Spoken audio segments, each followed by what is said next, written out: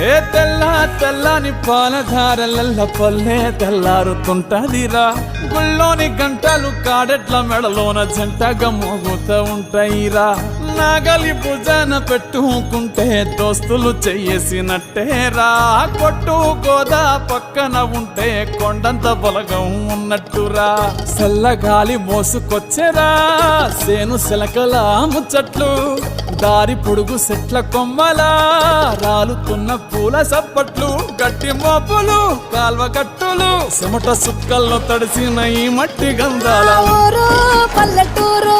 దీని తీరే అమ్మ తీరు కంగులోన కాసి పెట్టి కొడుకుకిచ్చే